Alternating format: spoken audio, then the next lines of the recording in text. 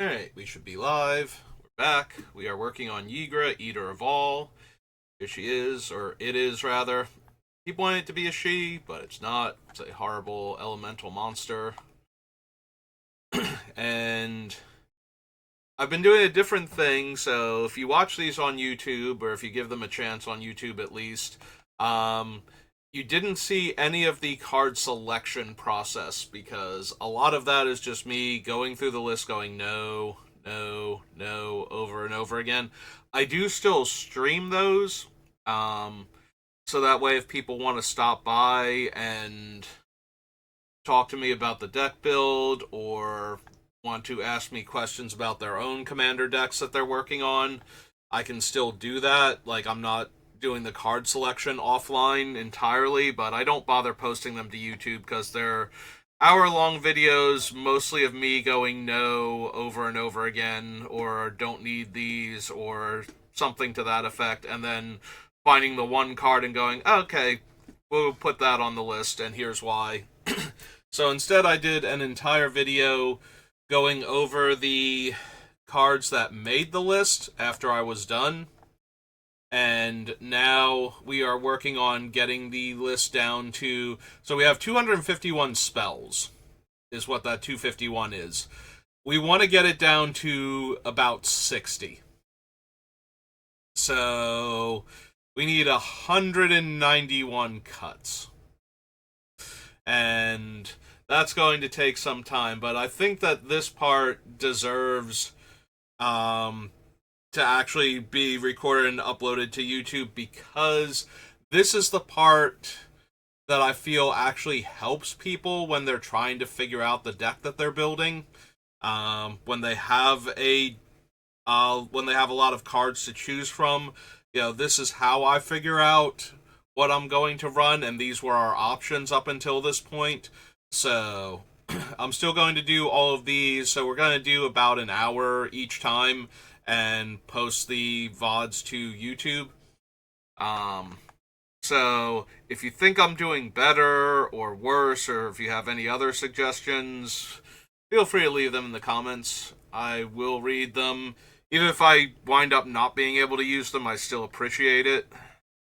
So I'm gonna take a minute. I did take yesterday off because I spent like 2 hours talking the day before over what cards we picked, and my voice was shot after that, so took a little time off to recover.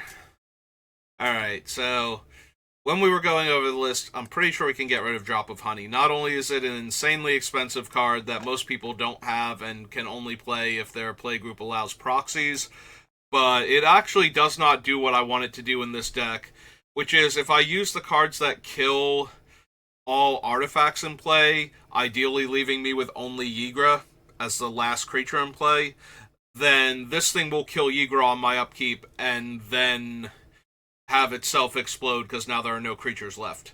So we'll get rid of Drop of Honey because I don't think it's worth it. We'll probably cut the Haunting Winds. With all of their creatures being artifacts, it means if they attack with them, as long as they don't have vigilance, or use any of their activated abilities that don't involve tapping them.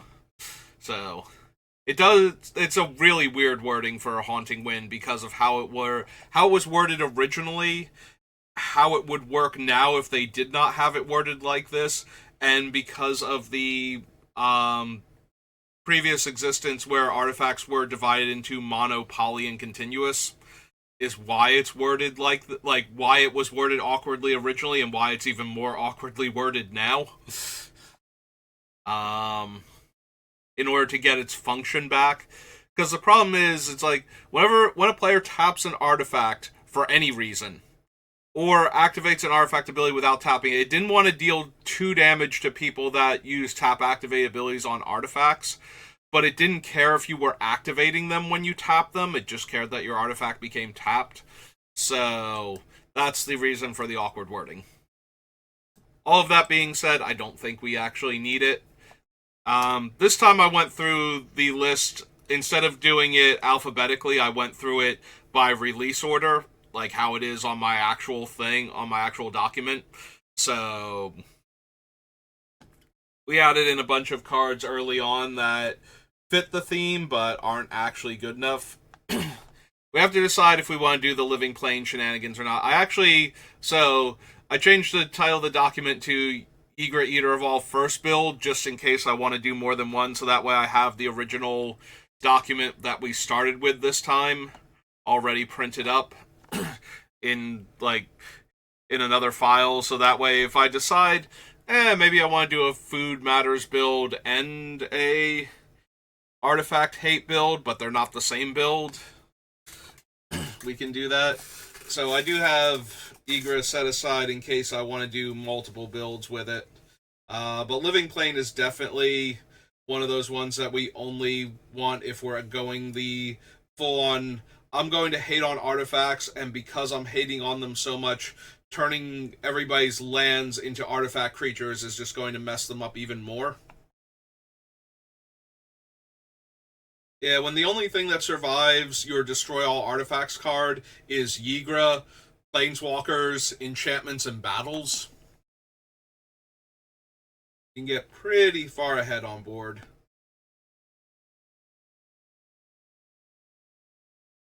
We'll ultimately probably wind up dropping the Scarwood Bandits, but I think it's too good right now.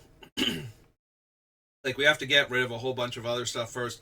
Because while this is in play, nobody can tap out, or I get to steal whatever their best creature / artifact, and if I'm turning other non-artifact cards into creatures, then they become artifact foods with Ygra, and that's even more stuff I can steal. So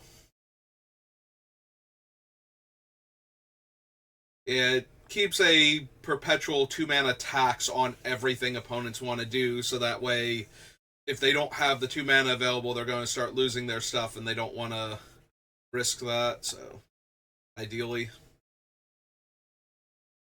Nature's Lore is staying for right now. Necropotence is fine.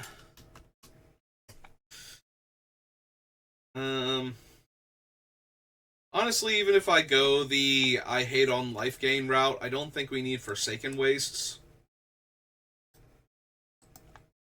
I think I would rather have the cards that punish players for gaining life rather than the ones that stop them from doing so.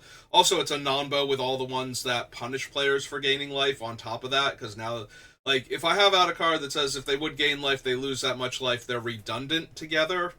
But if we have a card that says they lose life when they would gain life and they can't gain life, then they're never losing any life, and I'm actually at a detriment if I can force them to gain life at any point in time.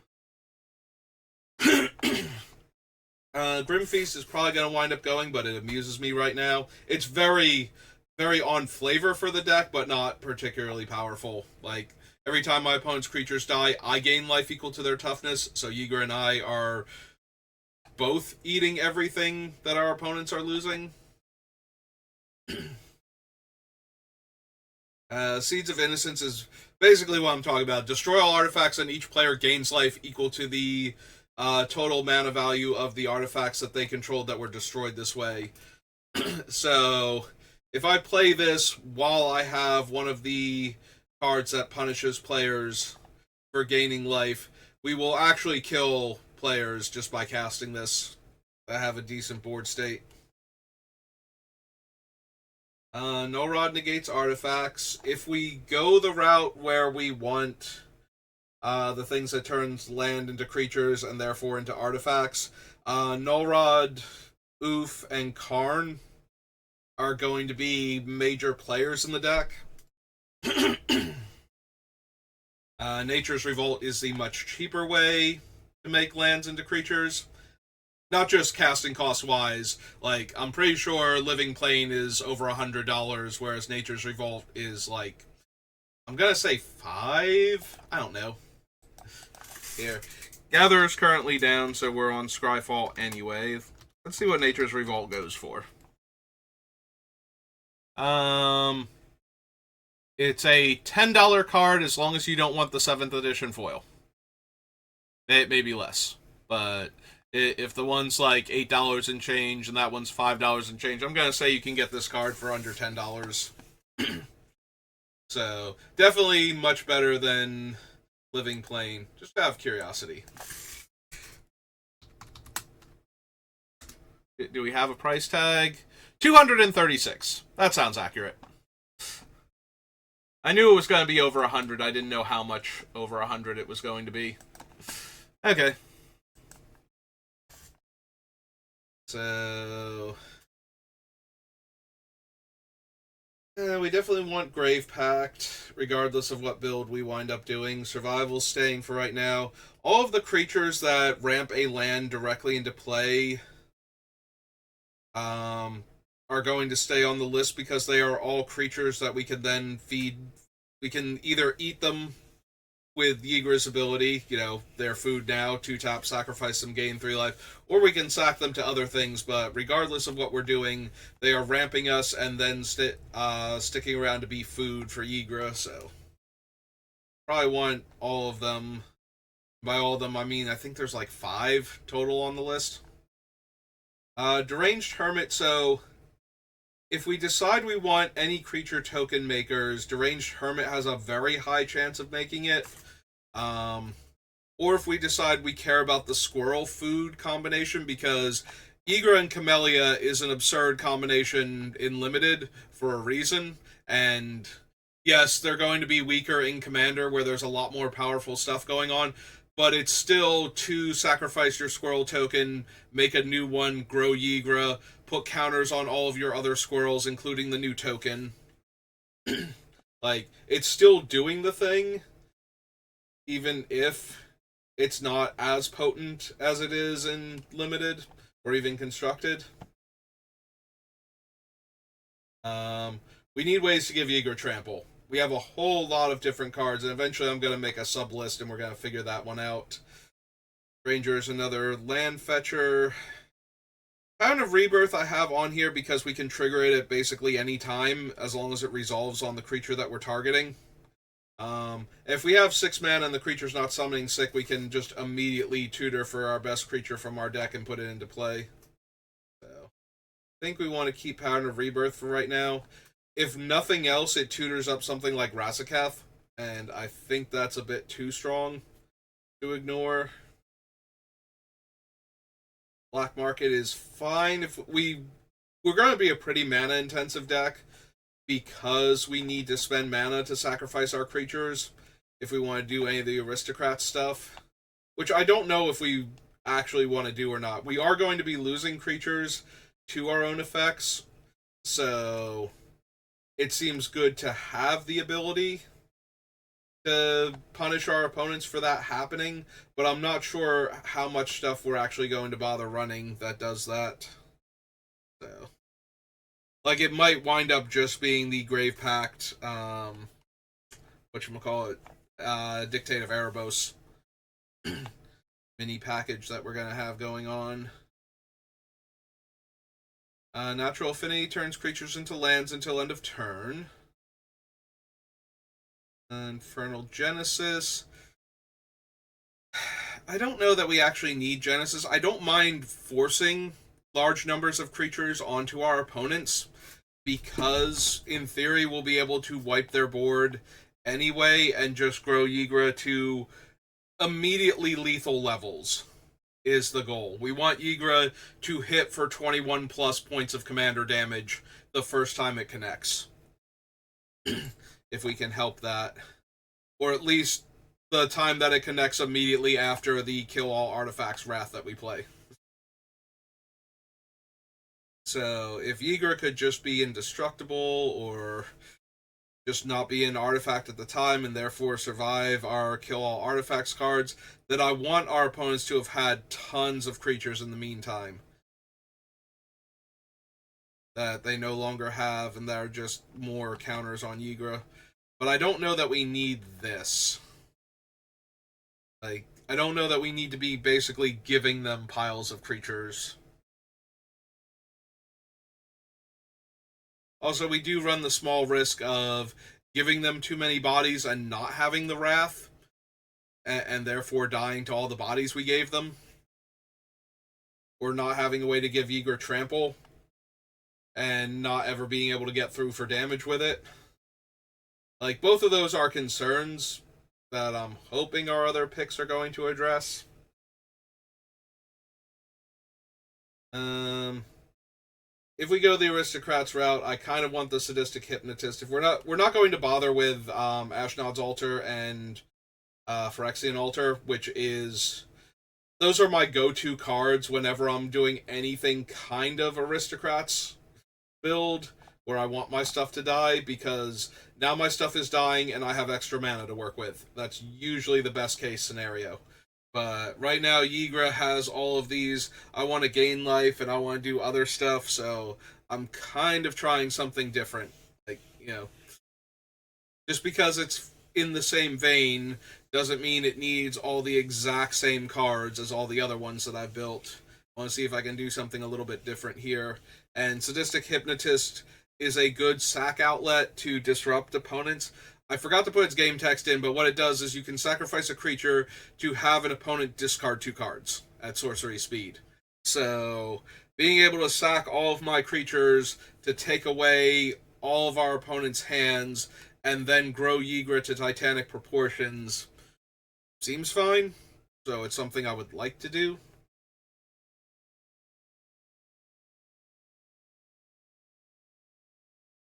Dawn of the Dead is just a good enabler. It gets our creature back each turn, and then since we have Ygra, we have a built-in way to sacrifice it, so we just get the comes into play or death triggers every single turn, and we actually net gain life if we want to spend the mana on it, as opposed to sacrificing it to something else. Brawn is a way to give Ygra trample that requires graveyard hate to disrupt, whereas most of my other ways to give Ygra trample require interaction with a permanent on the board instead. Um, Honestly, False Life is probably not worth it because we have to be able to cast it when our opponents are about to gain life, but before they actually do.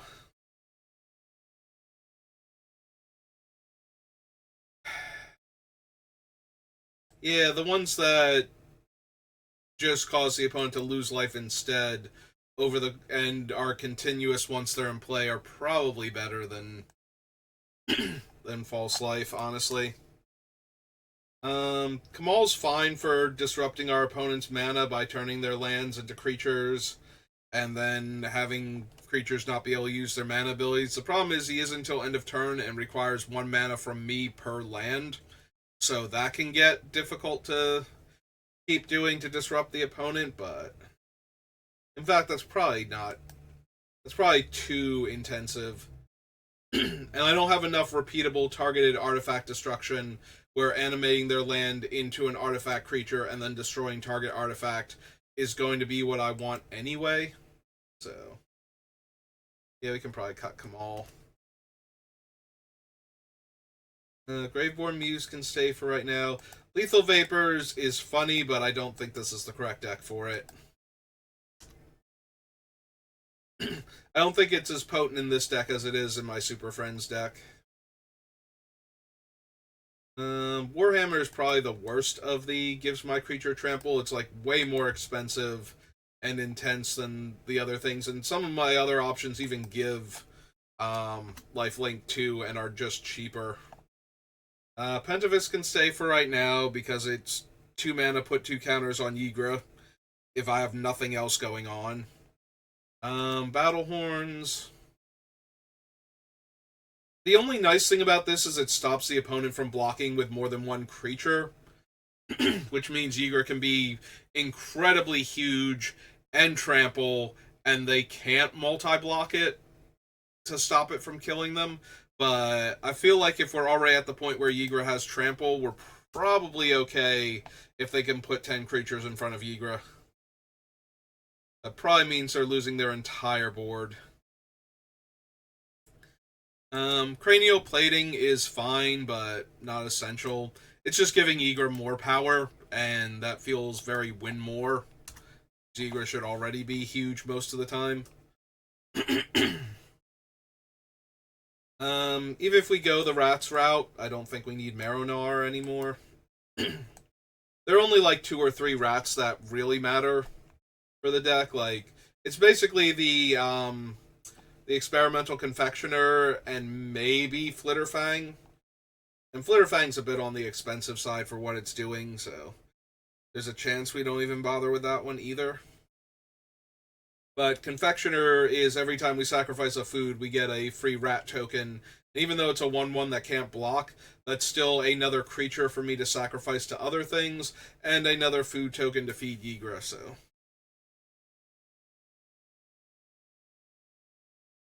Keeping Steve, keeping Savra for right now. Maybe Croson Grip, but probably not in the long run. Imp's Mischief to protect.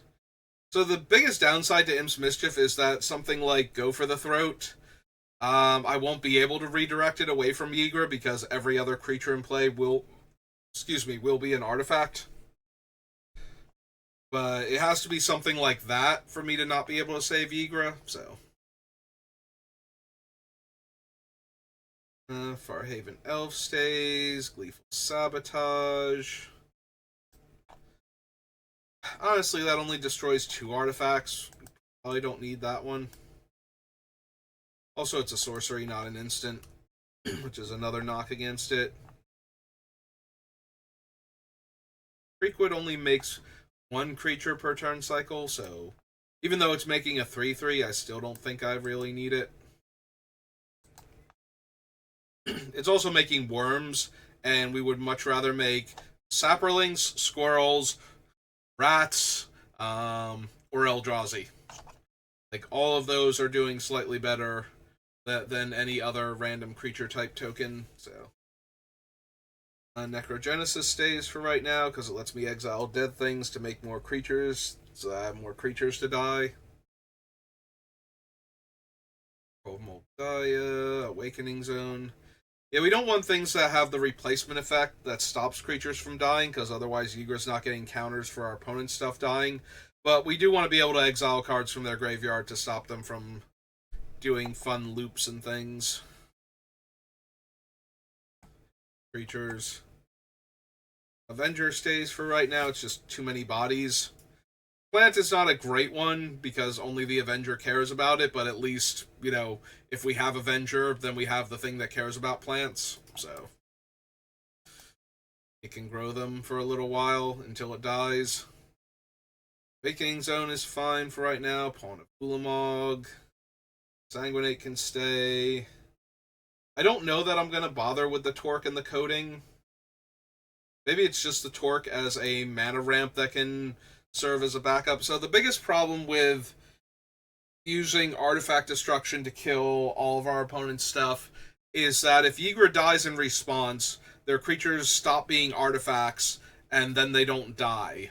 So having a way to turn things back into artifacts so that way Ygra shuts them down, or so that, not so Ygra shuts them down, so that we're still killing them, rather. Sorry, my brain wandered off there for a second and I started finishing a different sentence than the one I started. But yeah, if we can turn the most important thing back into an artifact so it still dies, especially if we were doing single target effects, if we were trying to consign to dust or whatever it is, the one from Theros block that has Strive. Like, if we were trying to do one of those and suddenly our opponent's things weren't artifacts anymore, it would be really nice to turn the most important one back into an artifact so it still dies. But I don't know if that's worth a card slot in our deck. Revel is definitely staying. I may draw a card whenever an opponent's artifact dies. Yeah, we're keeping that one. Creeping Corrosion stays. Fangren Marauder. Like, we have a life gain sub theme in a bunch of cards.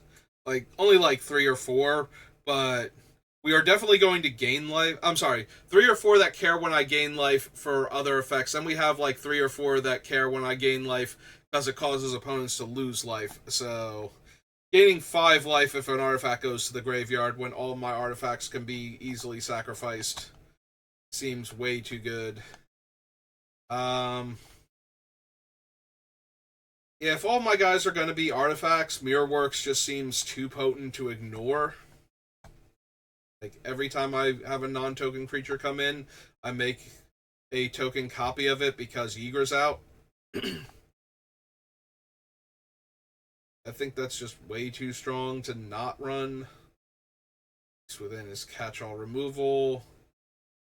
Reaper's an okay removal spell because I can always sack one of my things as a food, if nothing else. So that way, end of turn, I can kill the thing that you just played that I'm like, yeah, that needs to die.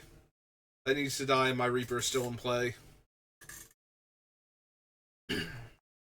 um, Blood Artist, if we go the Aristocrats route. Jared has the ability to just kill all of our opponents if Ygra's strong enough. And to do a lot of damage otherwise. And he's recursive, and he can be huge for 4 mana. So I think we keep him. He's gonna, if he gets cut, he's gonna get cut super late in the thing, I feel like. We probably don't actually need Hero's Downfall. I think we have enough catch-all removal spells that one's not actually versatile enough anymore. In a black, especially in a black-green or black-white deck, or even a black-red deck, I think there are enough other ways to kill creatures and planeswalkers and other stuff that we don't really need the Hero's Downfall. Like, literal Hero's Downfall. We probably lose Erebos for the same reason we lost Forsaken Wastes. So that's part of his function in the deck. Keeping Burnished Heart for right now. It is Consigned to Dust. Okay. That's what I thought the name of it was, but I'm bad with names of obscure cards that I don't run very often. From anything from the past, 15 years of Magic. I have a much higher chance of not being able to remember its actual name and having to describe it instead.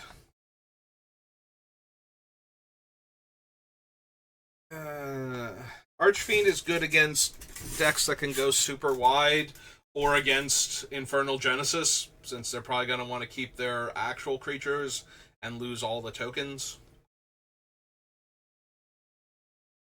It just grows Ygra. It might get cut, though. We might not have enough room for it. we have to make hundreds of cuts, literally hundreds of cuts, so Inspiring Call stays for now because it protects Ygra and lets me draw a card, at least one, and at least Ygra. We can probably lose the Catacomb Sifter. It was nice that it had gave all of my other creatures the death trigger of scrying one, and it brought along a sacrificial creature, but I don't think that's particularly good. Alright, so we got 15 here. Let's see. 236 then. All. Head back down to battle for Zendikar. Alright, Smothering Abomination. Yeah, it's fine. We can always sacrifice it if it's getting out of hand, and we get to draw cards while it's doing its thing, so. The only thing I have to be a little bit careful about is casting it when I have no other sack outlets, and then getting to a point where I'm actually drawing too many cards trying to end the game this turn, and I'm in danger of decking out without finding a way to get rid of this thing, as I keep sacrificing creatures over and over again. But I don't think that's going to be too much of an issue. And we should be able to find a removal spell in our deck or something to just outright kill it. Needed to that badly. Cutthroat stays, Sifter, Marionette Master for right now. Intervention, yes. Requisitioner, yes. Anglehorn, probably. Razaketh, yes. Gold is just a big old 12/12 Trampler for 2 green mana. It is nice to have just another giant body sometimes. If Ygra doesn't have Trample, especially, just having something that's putting pressure on the opponents to do more than chump block with a 1/1 each turn.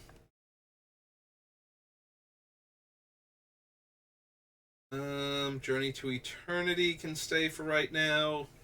Mostly because we can get it online whenever we want to, similar to the Pattern of Rebirth.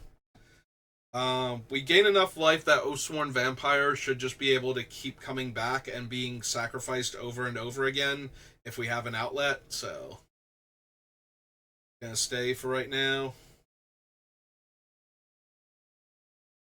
It's gonna be really hard if we wind up going the Aristocrats route to not just put in Ashnod's Altar and Phyrexian Altar. I think they're just too strong is the problem.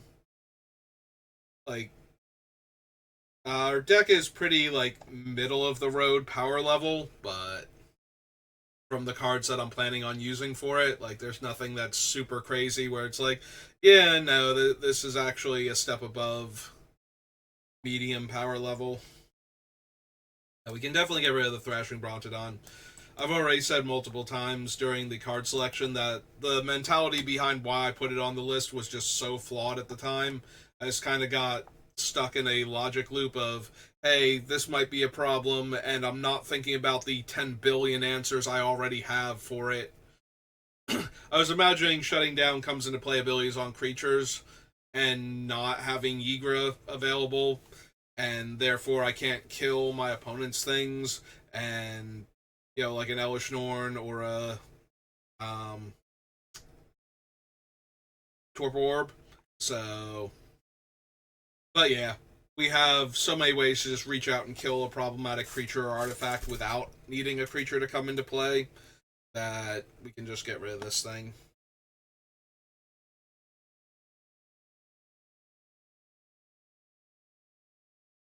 Tender Shoot stays for right now because it's a creature every upkeep. Slimefoot is fine.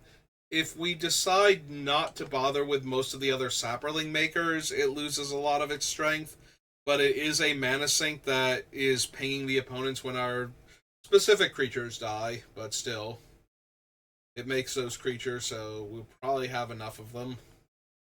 We have like one or two other Saproling makers. Trophy definitely stays. Izoni stays for now. I can see cutting her because we don't necessarily need her. Midnight Reaper stays until I reevaluate my card draw potential and see if I need it or not. Because right now it's very easy to trigger, so. Citadel's just too strong. Casualties is my favorite card to put in a black-green commander deck. Invasion is a backup Bitter Blossom. Red Horde General is doing too much, I think. Cauldron Familiar is hilarious. Clackbridge Troll might just be more fun than good, but I'm willing to keep it for right now.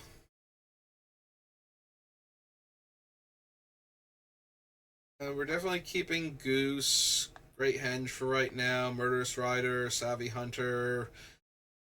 So I can see cutting the Sorcerer's Broom. I have to pay 3 mana when I sacrifice. So if I'm feeding my stuff to Ygra as food, that's 2 mana that I'm spending, and then 3 mana. It's 5 mana just to make a 2/1. And then I need 8 mana to make 2/2/1s the next time I do it, assuming I'm not eating one of the brooms. And they're 2/1s. Like, they're very vulnerable to stuff.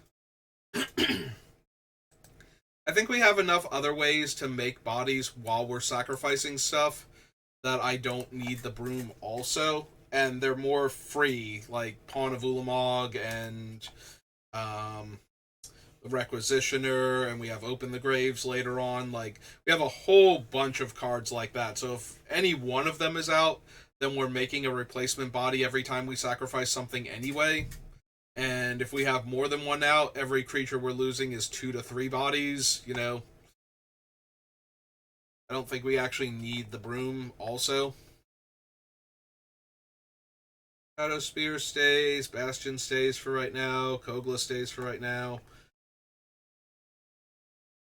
So the biggest problem with the Ozolith is actually that it's an artifact. If it were an enchantment, for like 1 green mana or something, I would almost definitely keep it so that way when Ygra dies, I get to put all of its counters on something else, and then Ygra can come down and start growing all on its own. But because it's an artifact, it's likely to get swept away anyway, and we'll lose all of Ygra's counters that way.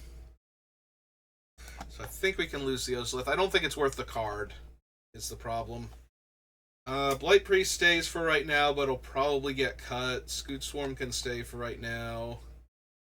Any of the Old Gods is fine. We're sacrificing stuff. We're giving opponents ways, and sometimes requiring them to sacrifice stuff. We're running Tegrid. Vorinclex can stay for right now. I don't really need counter doublers. It's the fact that he also cuts into opponents' counters and is a large beatdown creature that's allowing him to be on the list. The only things we have that improve counters on creatures is Doubling Season, because we have a handful of good token makers and a handful of +1/+1 counters matters things, including our commander. So I don't think we need any of the individual, I don't think we need Branching Evolution or Parallel Lives yet. If we get to the point where the deck is very focused on one of those things, then we can go back and add them in later. But for right now, the deck has a pretty spotty coverage for both of those two things, so I don't think we normally need those. Vorinclex, though, like I said, our commander is the thing with 1/1 counters, so we'll almost always have access to Ygra, and in the meantime, it also makes Planeswalkers worse and certain other things, so we're keeping Witherbloom. She makes a creature every upkeep for me, and she lets me pay life to untap my lands, which we can definitely use. The deck seems to be pretty mana intensive. Dina's a decent sacrifice outlet. She's also one of the when I gain life, each opponent loses life cards. She is only a single life lost for each opponent, but she also has a built-in sack outlet for my other creatures. Mortality Spear is just good removal. Hook Massacre, Morbid Opportunist. Sunrise has a lot of different effects. One of which is giving my commander trample, one of which is letting me draw extra cards, and all of its effects are relevant in this deck. It's probably going to go because it's not efficient enough at any one thing that it's doing.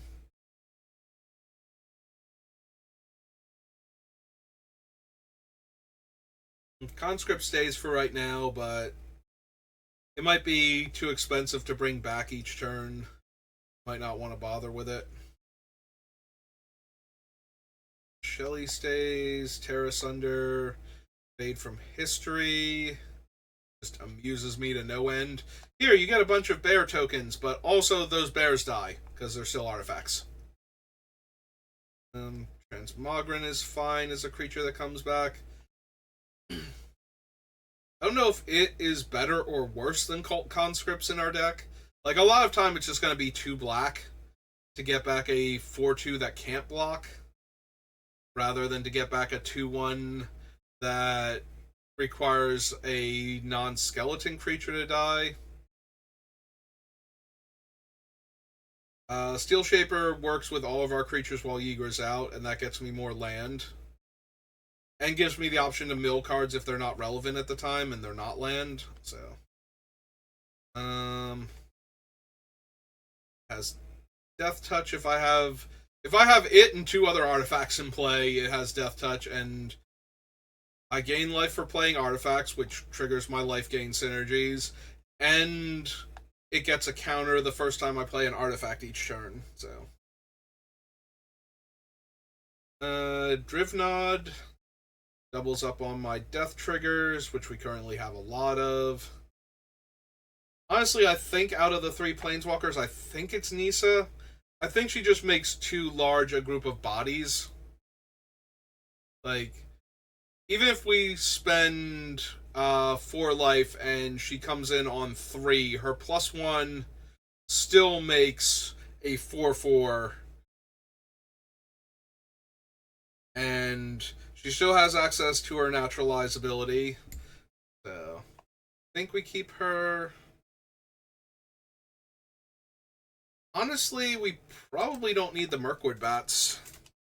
I'm like fixing the lowercase thing. Because we have a lot of non-tokens that are dying. It does trigger off them entering too, right?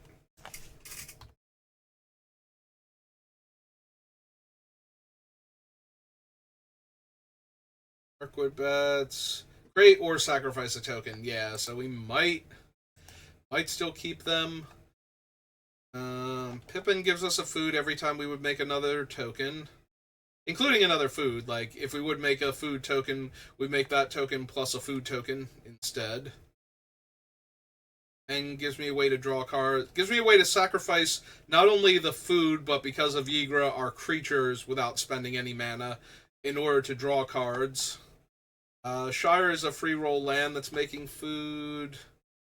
I don't think we need Fell Beast. Everything it's doing is something the deck likes, but it's not very good at it. Confectioner gives us more resources for doing the thing we're doing anyway. Greta is a way to sacrifice foods for value. Poisoner cares if we've gained life to kill creatures. Is a source of life gain and can make a food token. It might go because it's not great at any of those things. But it does do. I get into a lot of situations where the card, every little thing that the card does is something the deck wants, but the total package isn't as good as something that's more focused on any one thing. Like, would I rather have. Like, I'd rather have Chupacabra to kill a creature when it comes in, or Gear Hulk, or something else along those lines. I'd rather have basically any of the food makers that are already on the list. If I cared about making food, and if I care about life gain, all of my other life gain things are better too. Like, everything that is only focused in one category is doing it better. So the question is, do I want something that's more versatile but worse at everything that it's doing than the other? Like, do I want something that's doing everything okay instead of just focusing on one card that does the one thing way better, and then having the cards that do the thing way better for each individual category on the list, and just cut her to make room for something else?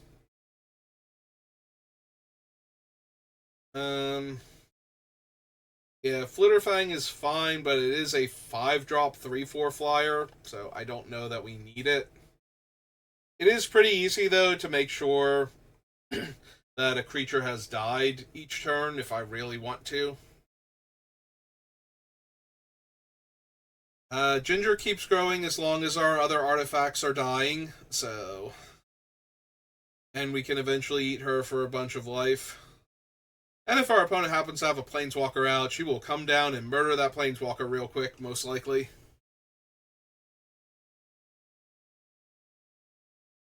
Welcome to Sweet Tooth has a lot of similar problems to the Witch, the Gumdrop Poisoner. It's doing a bunch of things we want, but not doing anything particularly well. And it only does each of them once. We're running Stash Skeletons because we can sacrifice the skeleton token at basically any time, and then once we make it through a turn cycle, we have a Demonic Tutor. But we got the benefit of having a creature for a while. Trampled Garden is probably too weak as a means to give our commander trample. Vein Ripper stays for its aristocrats benefits. Forsaken Miner is a decent sack outlet. We're probably triggering Gisa with some of our stuff, but we'll have to make sure before she gets to stay on the list. Pillage is an alright card draw spell. Like, we see a ton of cards when we're ramping with lands, especially. Bristlebud lets us turn food into cards.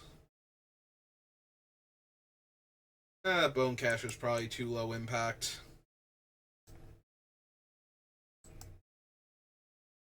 If it let us pay the 1 life each time we foraged or met the foraging requirements to draw a card, it could probably make it in the deck. The fact that it has to tap to do it, and we don't have a lot of ways, we don't have any ways really to untap it to activate it multiple times in a turn cycle.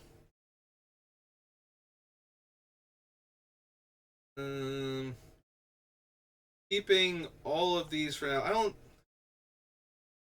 When I put one or more 1/1 counters, so stocking the pantry triggers each time a creature dies to put counters on Ygra, but it only gets, like, if I only can have one creature die, then I only get one counter on pantry because it's one or more counters are being put on Ygra. So I need something else to die because that'll be a separate instance of put 2 counters on Ygra. So we'll get another counter on the pantry. It doesn't tap to do this though. Like, none of its effects are limited. So aside from not getting 2 counters when Ygra gets 2 counters from one trigger.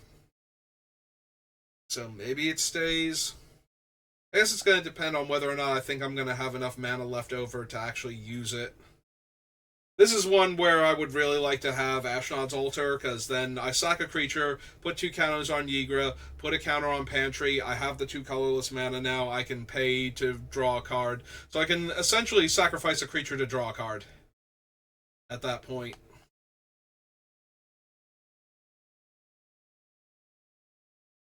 That's assuming that I don't have any other when I sacrifice a creature bonuses going on.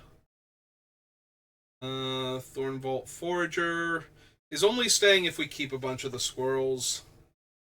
Similarly, Vine Reap Mentor is just ETB make a food, dies make a food, and while Ygra's in play is a food. So it's basically 3 foods in a trench coat. I don't know if that's going to be good enough or not. This is the commander one. We do have to move it down, and I will eventually, but not when I'm trying to maintain this list over here first. I want to mess up the count later. Have to.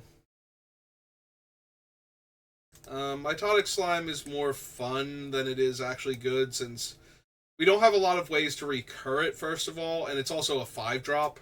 So even if we do, that's a lot of mana to sink into something. It does give us a lot of bodies afterward. Like, it dies into 2/2/2s that die into effectively 4/1/1s.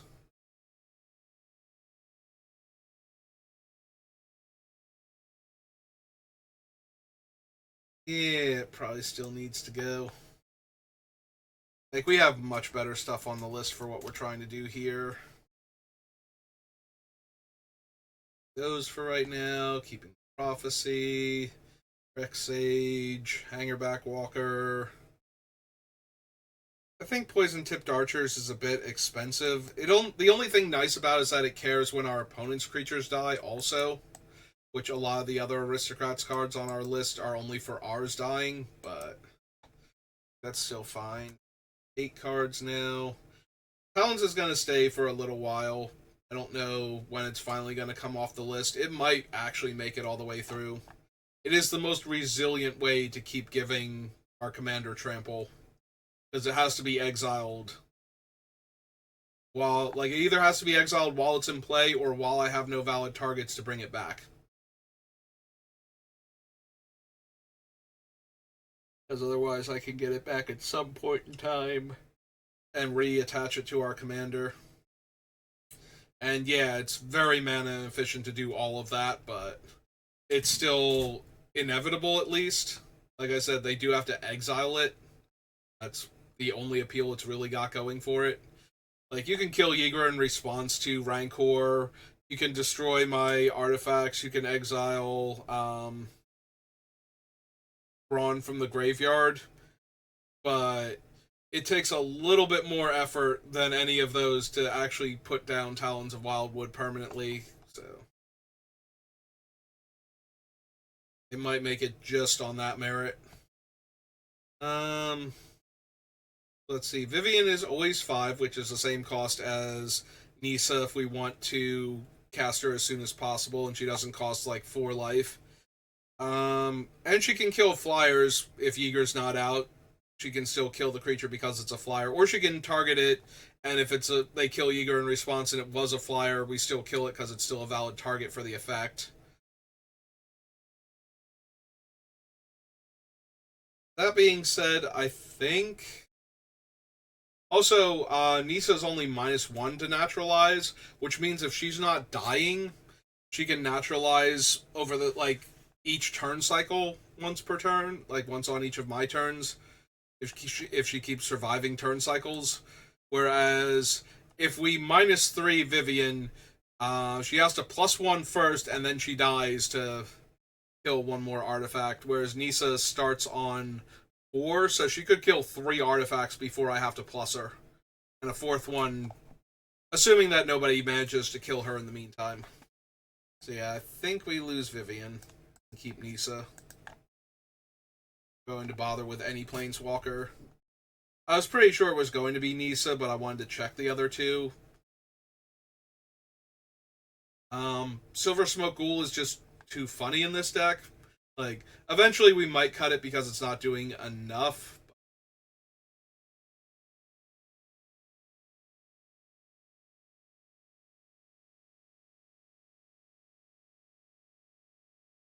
Yeah, for the time being, I think we keep Deathreap Ritual.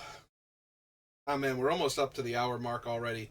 We'll make it through the list once and see where we're at, because we have so many cards on this list that I just need to get through a lot of them. We'll keep Deathreap for right now. Bramble Sovereign is fine.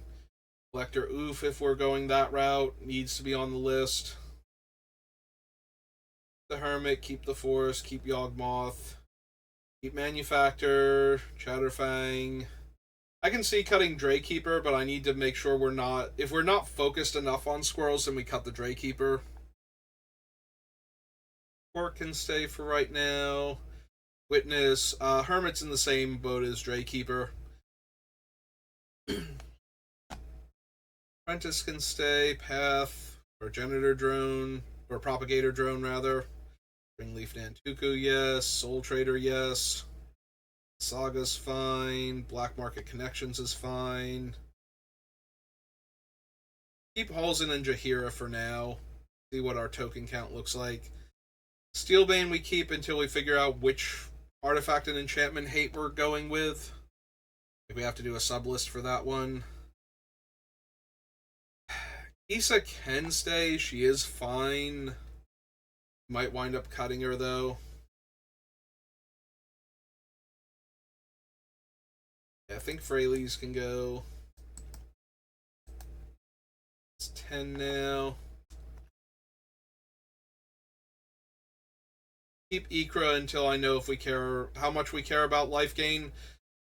Because if we're keeping the ones that say when I gain life, an opponent loses that much life, we probably want to keep Ygra because that's a lot of potential life gain if any player is vulnerable to our attacks. Definitely keep Judgment, keep Amalgam, keep Guillaume. Lightmound is fine for right now. Coven, Pest Infestation. Druid of Purification, we need to figure out which ones we're keeping out of that. Ice Catcher's fine. Celebration, Staff of Celebration is questionable. It's like just barely good enough because of all the bodies it'll make for Ygra.